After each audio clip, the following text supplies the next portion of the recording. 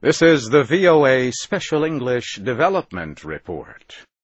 St. Mark's Square in Venice, Italy, is known for its historic buildings and its pigeons. Tourists have long enjoyed feeding the birds. As a result, the pigeon population has grown and grown. But local officials say all those droppings are not good for the buildings or the people in the square. As of this month, police will fine people who feed the pigeons. But a listener named Philip G. has another thought about how to control pigeon populations. He asks, why not catch the birds and export them to crisis areas to supply protein to people in danger of starvation? He says good farming and science could probably breed out any diseases that may be harmful to humans. No offense against pigeons, but they seem, in their current numbers, such an unnecessary bird, he says. Others may disagree with his opinion. In any case, we put the question to two squab producers. After all, young pigeons, called squab, have been raised for centuries for food. Tony Barwick is president of the Palmetto Pigeon Plant in South Carolina. He says that, aside from any questions about health risks, including from pollution, adult pigeons are not that easy to catch.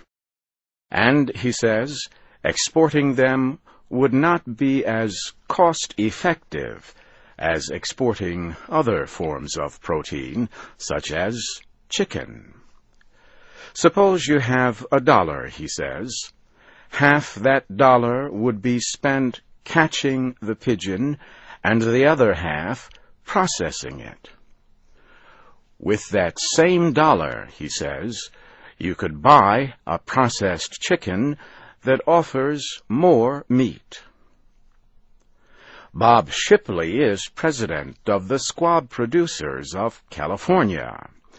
These producers are a group of 77 independent squab farms in Northern California.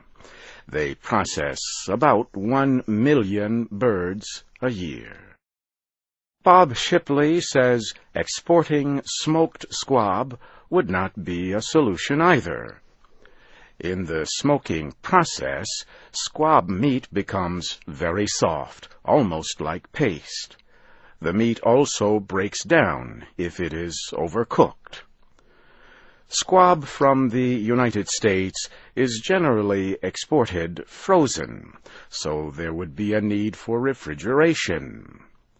And there is something else to consider about raising pigeons as a food source. Both men said it takes a lot of food to raise squab. Generally, it takes more than 3.5 kilograms of grain to get half a kilogram of meat. And that's the VOA Special English Development Report, written by Jill Moss. Archives of our reports are at voaspecialenglish.com.